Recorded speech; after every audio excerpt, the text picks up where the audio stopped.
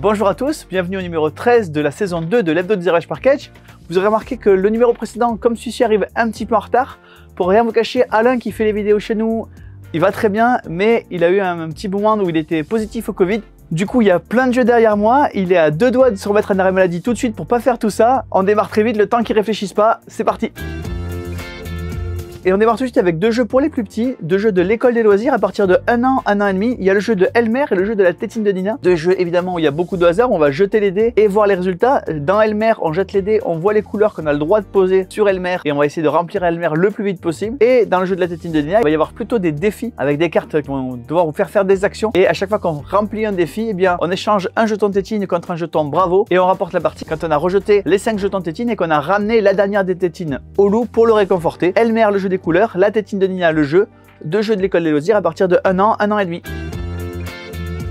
Deux autres jeux pour les plus jeunes, là à partir de 2 ans, ce sont des jeux dans l'univers de Peppa Pig. Vous avez le Colorino de Peppa Pig, où vous allez remplir des tableaux avec plein de jetons de couleurs pour faire des tableaux Peppa Pig, et les ballons colorés, où vous allez devoir là aussi récupérer des jetons de couleurs qui correspondent aux ballons de votre carte. Deux jeux extrêmement simples à partir de 2 ans dans l'univers de Peppa Pig, le Colorino et les ballons colorés.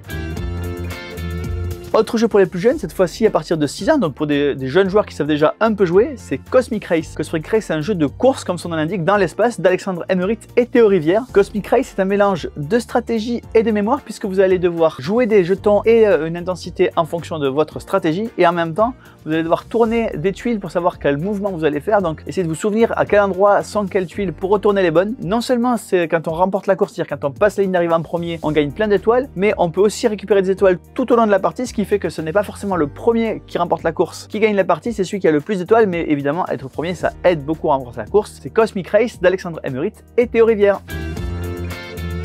Et on continue avec Toussi Moussi, le dernier jeu d'Elizabeth Hargrave. Elizabeth Hargrave, vous la connaissez peut-être, elle a fait des jeux relativement proches de la nature, elle a fait Wingspan, elle a fait Mariposas, deux jeux, donc l'un pour l'observation des oiseaux, l'autre pour les migrations des papillons en Amérique du Nord. Ici, elle nous revient avec un jeu sur les Toussi Moussi. Les Toussi Moussi, ce sont ces bouquets de fleurs de l'Angleterre élisabéthaine. Donc les gens avaient pour habitude de s'offrir des petits bouquets de fleurs qui avaient tous un sens très profond. Elle est repartie de cette approche avec un jeu où on va donner des fleurs à ses adversaires. De quelle façon? C'est assez simple, on va regarder les deux premières cartes de la pioche, en donner une face cachée, une face ouverte, et l'autre joueur va choisir laquelle il prend. Donc c'est vraiment une mécanique de je coupe, tu choisis, sauf qu'il va choisir en fonction d'une carte qu'il voit et une carte qu'il ne voit pas. Il y a finalement très peu de matériel dans ce jeu puisqu'il y a 18 cartes en tout, et dans l'édition française, Yellow a fait le choix de faire une édition très qualitative, puisque au lieu d'avoir des cartes, on a des grosses tuiles, beaucoup plus jolies, beaucoup plus agréables à manipuler. Ça reste un jeu extrêmement simple qui se joue de 1 à 4, mais il y a une variante solo en à peu près 30 minutes, c'est Toussi Moussi.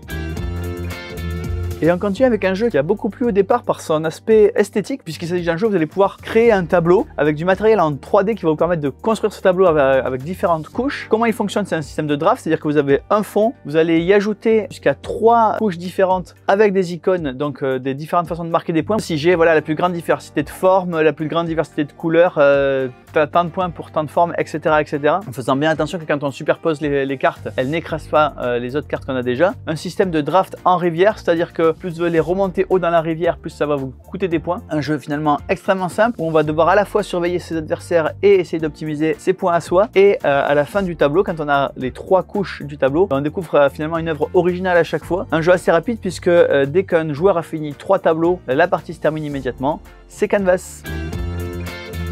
Et on continue avec Honeybuzz. Honeybuzz, c'est un jeu de pose d'ouvrière, puisque vous allez jouer des abeilles qui vont essayer de récupérer du nectar pour en faire du miel, puis de vendre ce miel au marché des ours, mais également de se préoccuper de leur reine et de la cour de la reine. Autant le principe du pose d'ouvrier, donc qui est devenu la pose d'ouvrière, n'est pas très original, autant l'exploitation qui en est faite ici est extrêmement bien faite. Vous avez en plus des beeples, qui ne sont pas donc des meeples, mais des meeples en forme d'abeille. C'est donc un jeu qui, comme les ours, est extrêmement bien léché, extrêmement complet, très stratégique. Ça se joue de 1 à 4 joueurs, puisqu'il y a un mode solo. C'est Honeybuzz.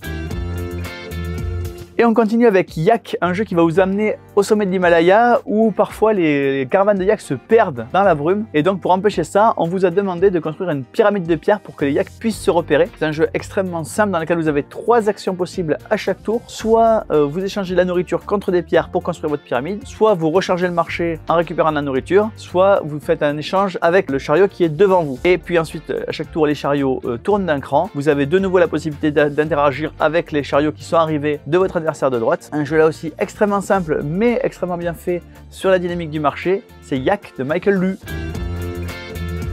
Et on continue avec Age of Civilization. Le jeu se joue en 6 tours. À chaque tour, vous avez la possibilité soit de continuer avec votre civilisation actuelle, soit de changer de civilisation, puisque certaines civilisations ne peuvent pas passer les âges, un peu comme à Vinci ou à Small World. À chaque fois que vous changez de civilisation, bien sûr, vous arrivez avec de nouveaux ouvriers, de nouvelles capacités, et vous gardez certaines des capacités de vos civilisations précédentes. Dans ce jeu, vous allez pouvoir débloquer un arbre de technologie avec des bonus supplémentaires qui sont débloqués donc tout au long de la partie. 30 minutes jusqu'à 3 civilisations, 6 tours de 1 à 4 joueurs, c'est Age of Civilization.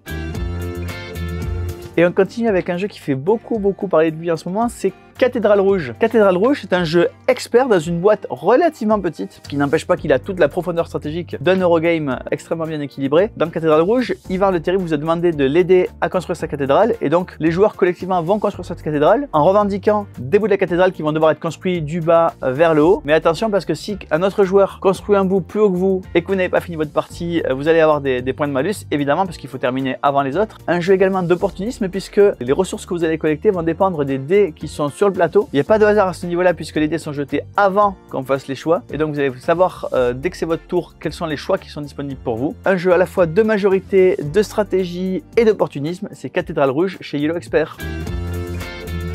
Et on continue avec le nouveau jeu des auteurs de Exploding Kittens qui s'appelle le jeu des catapultes, dans lequel vous allez affronter un autre joueur pour essayer de lui donner le plus de billes possible dans cette espèce de flipper en 3D. Vous ouvrez la boîte de jeu, vous allez placer 4 billes jaunes dans chaque camp, les 3 billes blanches sur les dents du chat, la bille noire sur le museau du chat, et le principe c'est que si un joueur a soit les 8 billes jaunes, soit les 3 billes blanches, soit la bille noire de son côté, il a perdu. Donc à vous de savoir si vous allez prendre des risques et essayer de viser à chaque coup la bille noire, qui est très difficile évidemment à faire tomber, ou si vous allez devoir envoyer le plus vite possible les billes jaunes de façon à ce que votre adversaire n'ait pas le temps de répondre. Un jeu relativement simple avec des papates magnétiques pour se lancer les billes d'un joueur à l'autre. C'est le jeu des catapultes.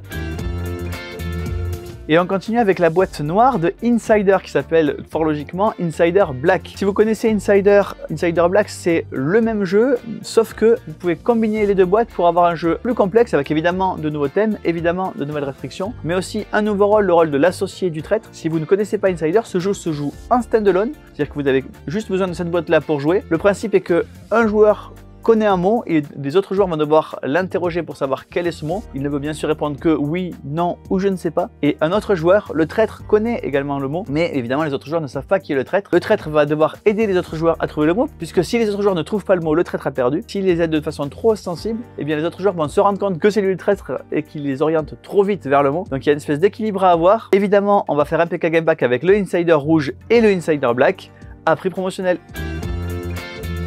Et on continue avec Moon Adventures. Moon Adventures, c'est un peu la suite de Deep Sea Adventures. Deep Sea Adventures, c'est ce jeu où vous deviez aller chercher les trésors dans le fond de la mer avec une seule réserve d'oxygène pour tous les joueurs. Et vous deviez évidemment remonter avant de manquer d'oxygène. C'était un jeu complètement compétitif où vous partagiez une réserve d'oxygène. Ici, avec la même mécanique, vous êtes dans l'espace et vous avez une réserve individuelle, mais ce jeu est coopératif. Les mécaniques de descente sont les mêmes, le jeu est complètement différent. C'est Moon Adventure de Jun Sasaki. Et on continue avec une nouvelle boîte dans l'univers de Naruto Shippuden. Naruto Shippuden Combat Ninja. Vous allez devoir choisir votre camp entre l'Akatsuki et les Shinobi. Donc deux équipes qui vont s'affronter à coup de bluff, à coup de combo, puisque chaque personnage a des capacités spéciales qu'il faut déclencher au bon moment pour qu'elle rentre en combinaison avec les autres cartes du jeu. C'est Naruto Shippuden Combat Ninja. Et on continue avec Uno All Wild. Dans le Uno, vous le saviez, il y avait des cartes Joker et des cartes de chiffres, de valeurs avec une couleur. Et bien, dans cette version-là, c'est terminé. Vous n'avez plus que des cartes Joker, que des cartes pouvoirs spéciaux. Vous allez donc enchaîner les coups forés contre vos adversaires, que ce soit les plus 2, les plus 4, les sautes un tour, les sautes les deux prochains joueurs, les changes de tour. Bref, nous n'avons plus que des cartes spéciales pour des parties d'Uno encore plus dynamiques et encore plus méchantes. C'est Uno All Wild. Et on continue avec une nouvelle aventure de Cartaventura. Cette fois-ci, l'aventure s'appelle Caravane. Ça se passe en 1331 sur la route de la soie. Vous allez suivre les pas d'Ibn Battuta, ce fameux voyageur qui a parcouru la route de la soie. Vous allez donc voyager depuis le Maghreb jusqu'à dans l'Orient avec de nouvelles aventures évidemment. Comme d'habitude avec Cartaventura, vous allez faire plusieurs fois l'histoire pour arriver à déclencher toutes les fins. Évidemment, le fait que ce soit des caravanes et donc des endroits plus ou moins mouvants va avoir une importance dans la partie. C'est Cartaventura Caravane qui rejoint le PK Game Pack Cartaventura. Et on continue avec une autre collection qui s'enrichit, c'est la collection Escape Puzzle Kids. Donc les Escape Puzzle Kids sont d'abord des puzzles qu'on va commencer par faire, et ensuite, une fois que les puzzles sont faits, il y a un deuxième jeu, une espèce d'escape game où vous allez avoir différentes énigmes qui vont être présentes sur le puzzle. Vous allez devoir résoudre pour réussir à débloquer la clé de l'aventure. Vous avez 3 nouvelles boîtes, vous avez la mission spatiale, vous avez le trésor des pirates et vous avez la forêt magique. Bref, 3 nouvelles boîtes avec autant de nouvelles énigmes dans la collection Escape Puzzle Kids. Et on continue avec l'extension pour Paris Ville Lumière qui s'appelle Paris Eiffel. Qu'apporte cette extension? Elle apporte 8 nouvelles cartes postales et donc évidemment beaucoup de variété au jeu. Elle apporte également du matériel en 3D qui vous permet d'avoir un plateau encore plus joli avec évidemment toutes les merveilles de Paris, que ce soit l'Arc de Triomphe, que ce soit la Tour Eiffel, que ce soit le musée du Louvre, les catacombes ou encore plein d'autres choses. Donc 8 nouvelles cartes postales pour Paris Ville Lumière, c'est Paris Eiffel. Et on continue avec un paquet qui contient 2 nouvelles cartes pour le roi des 12, le fun et la collectionneuse, chacun évidemment en 4 exemplaires pour jouer jusqu'à 4 joueurs. 2 nouvelles cartes pour varier vos parties du roi des 12, le fun et la collectionneuse. Et on continue avec Jolaku, un jeu qui était sorti il y a quelques temps et qui, pour tout dire, n'est pas arrivé jusqu'à nous parce que les quantités étaient vraiment infinitésimales. Le voilà qui revient de façon plus ferme sur le sol français. En français, évidemment, c'est un jeu de plis. Le fait de remporter des plis va vous permettre de vous déployer sur le plateau. Donc un assez gros twist à l'ensemble des jeux de plis. Jolaku, il faut savoir que ça veut dire je vais à Kyoto, tradition japonaise du Moyen-Âge. C'est donc évidemment le thème de ce jeu, c'est Jolaku. Puisqu'on parle de jeux qui reviennent, en voilà 2. Vous avez ici Betrayal at House of Noil, la 3e édition. Les règles sont très peu changées par rapport à la 2e édition. C'est toujours ce jeu coopératif avec un traître qui va se révéler au fil du scénario. Et évidemment des scénarios très différents d'une partie à l'autre pour garder cette espèce d'atmosphère d'horreur. Simplement, les règles ont été éclaircies, les scénarios ont été modifiés de façon à apporter un peu de variété. Betrayal on the Hill à la 3e édition et Gloom, la nouvelle édition. C'est toujours ce jeu où on va empiler des cartes transparentes de façon à y ajouter des bonus ou des malus. Là aussi, pas de modification. C'est une nouvelle édition qui arrive après l'absence assez longue du jeu sur les étagères. Donc Gloom et Betrayal at the House on the Hill, 2 jeux qui existaient depuis quelques temps déjà mais qui étaient absents et qui reviennent. Et on continue avec Onboard. Onboard, vous l'avez peut-être déjà vu sous un autre format si vous êtes un aficionados des jeux de société et des festivals, puisque ce jeu a été présenté dans de multiples festivals. C'est un jeu qui a été conçu pendant une croisière ludique où la team Kaedema était à bord du bateau et a conçu ce jeu pendant le voyage. Le voilà qui sort dans les boutiques dans un format légèrement différent. Toujours un flip and ride, toujours cette mécanique de je coupe et tu choisis. Un joueur à son tour va tirer 3 cartes, les répartir en 2 et 1 et l'autre joueur va choisir quelle carte il prend pour lui et quelle carte il laisse à son adversaire. Vous allez devoir donc remplir votre bateau de passagers en essayant de s'assurer que les passagers sont dans la classe qu'ils souhaitent, s'assurant qu'ils ont les symboles communs qui permettent de marquer un maximum de points, sachant que tous les 5 tours, il y a un décompte spécial. Donc l'ordre des décomptes spéciaux est évidemment tiré au sort, avec également des extensions directement dans la boîte avec des petits twists si vous voulez modifier un peu vos parties. C'est Onboard de la team Kaedema. Et on continue avec une carte qui a une histoire. Savoir que Happy City allait sortir en Ukraine peu de temps avant que la Russie y déclenche son invasion. Pour cette occasion, l'éditeur ukrainien avait demandé à ce qu'on remplace la place rouge russe par la porte de Kiev, puisqu'évidemment les relations russo-ukrainiennes étaient déjà compliquées depuis longtemps, donc ils préféraient ne pas mettre une carte russe. Évidemment, il s'est passé ce qui s'est passé et donc le jeu ne sort pas en Ukraine pour des raisons évidentes, mais cette illustration existe et Cocktail Game, l'éditeur français du jeu, a décidé de mettre une carte bonus en vente avec l'illustration de la porte dorée de Kiev pour 5 € et les 5 € vont en entier à la Croix-Rouge, puisque nous on l'achète à 5 € à Cocktail Games, ils versent tout directement à la Croix-Rouge et on vous le vend à prix coûtant. Et même on va y rajouter, si vous le demandez sur votre commande, une autre carte bonus qui s'appelle la boutique de jeux de société. Il nous en restait quelques-unes de Noël. Et bien voilà, on va faire le pack avec la porte dorée de Kiev et la boutique de jeux de société, à prix coûtant évidemment, tout part pour la Croix-Rouge pour les Ukrainiens. Voilà, le numéro 13 de la saison 2 de l'hebdo des Zero Hedge Package est terminé. J'espère que vous y avez trouvé ce que vous vouliez y trouver. Et moi, je vous dis rendez-vous à la semaine prochaine.